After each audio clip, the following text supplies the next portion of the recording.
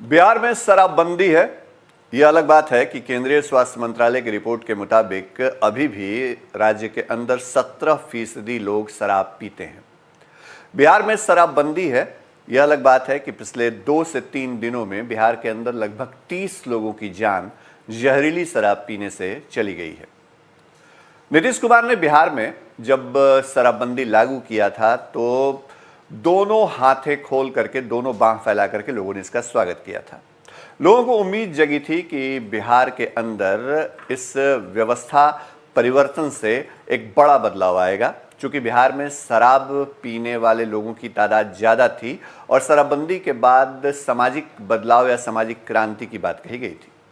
लेकिन आज यही शराबबंदी कहीं न कहीं लोगों की मौत के पीछे एक बड़ी वजह मानी जा रही है।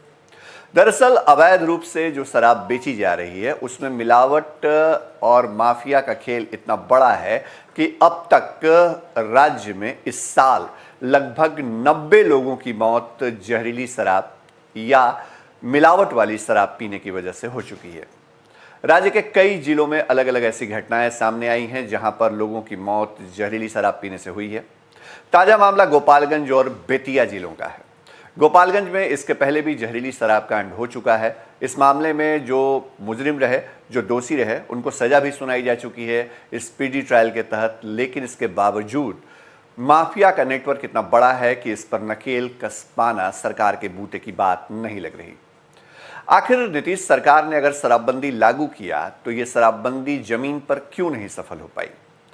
यह बात सभी जानते हैं कि जागरूकता से शराब जैसी बुराई को दूर किया जा सकता है, लेकिन जागरूकता के बावजूद पूरा का पूरा सिस्टम कहीं ना कहीं शराब पर नकेल कसने में लगा हुआ है।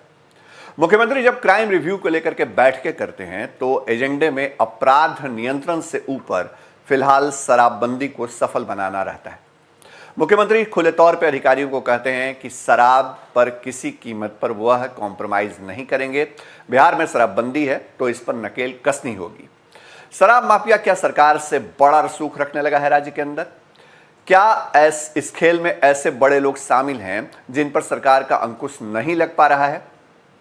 ये कई ऐसे सवाल हैं जो इस वक्त एक बार फिर से खड़े हो गए हैं। बिहार में शराबबंदी फेल है या सफल है, इस बात का फैसला आम लोगों पर हम छोड़ देते हैं, लेकिन हकीकत तो यही है कि शराबबंदी होने के बावजूद बिहार में लगातार जाने जा रही हैं। दिवाली के मौके पर शराब इस कदर मंगाई गई राज्य के अंदर कि उस शराब से अब तक लगभग 2-3 दिनों में 30 लोगों की मौत हो चुकी है। बेतिया और गोपालगंज में जो कुछ हुआ है, जिन परिवारों ने वहां दर्द झेला है, उन परिवारों के लोग खुले तौर पर कह रहे हैं कि जहरीली शराब पिलाई गई, जहरीली शराब बेची गई। जहरीली शराब बेचने वाले लोग कौन हैं, इसको लेकर के पुलिस अब तक बहुत ठोस कार्रवाई नहीं कर पाई है। कुछ लोगों की गिरफ्तारी तो हुई है, लेकिन ये बहुत छोटे प्यादे नजर आते हैं, क्योंकि नेटवर्क में बड़े लोग शामिल हैं या बड़े सफेद पोस्ट कहीं ना कहीं बैकअप दे रहे हैं।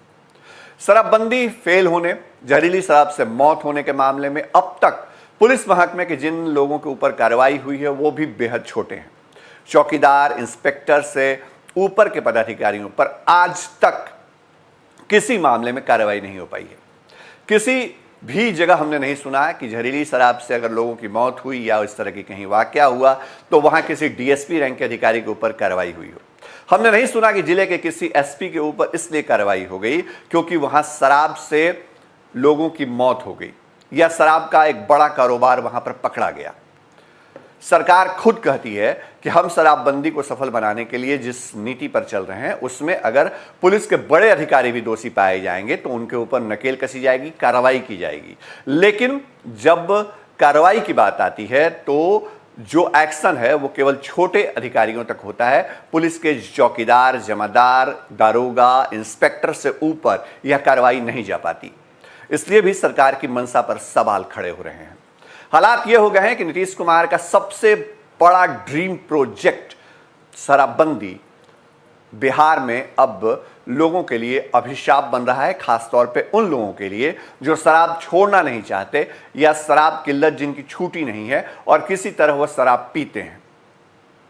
अवैध तरीके से बेची गई शराब कौन बेच रहा है, माफिया कैसे ये लोगों तक पहुंचा रहा है और कैसे लोगों की जानें जा रही हैं, इस मामले में कैसे कार्रवाई होगी, ये कई ऐसे सवाल हैं जिनका जवाब शायद इस वक्त सरकार के पास भी नहीं है। लेकिन विपक्ष सवाल पूछ रहा है, विपक्ष यह कह रहा है कि सर्वदलीय बैठक बुला करके एक बार फिर से शराबबंदी पर समीक्षा होनी चाहिए।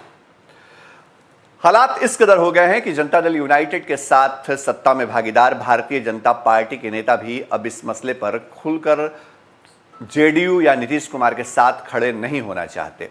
यह अलग बात है कि बीजेपी कोटे से मंत्री जनक राम जैसे नेता यह बयान देते हैं कि यह विरोधियों की साजिश है।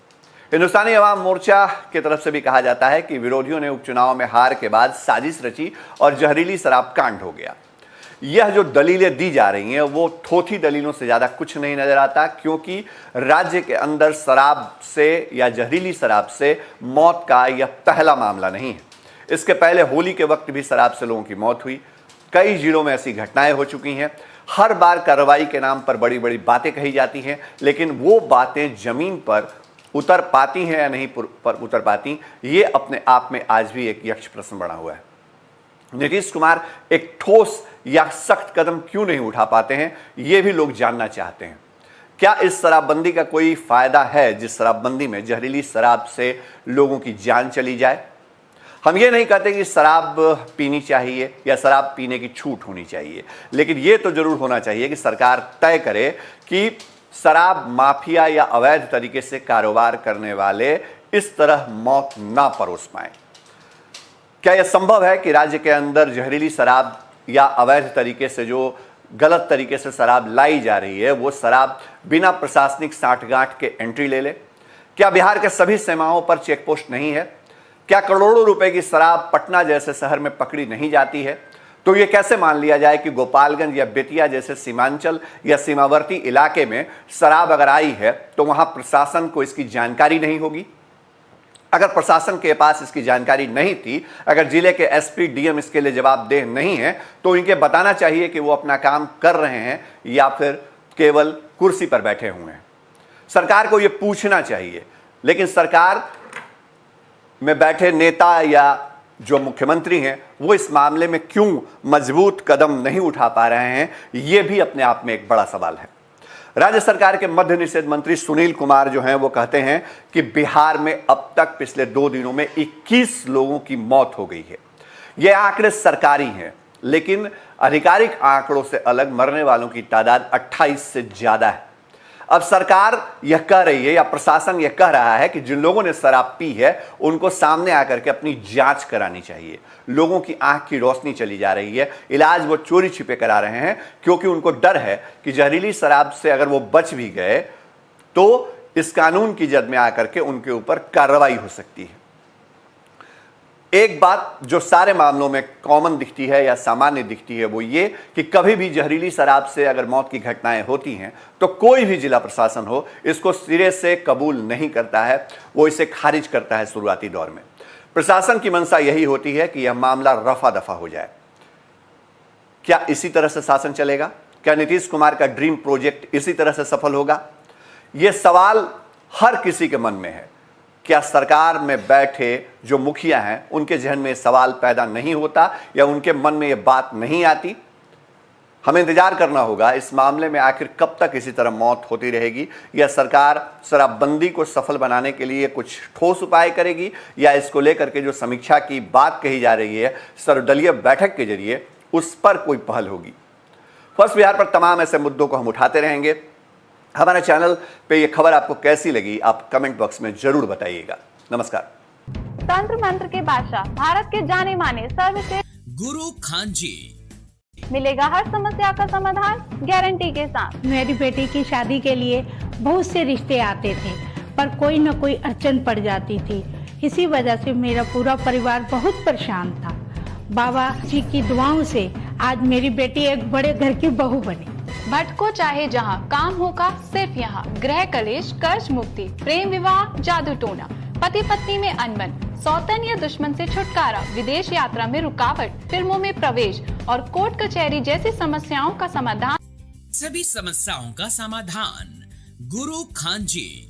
अभी कॉल करें 982170 7996।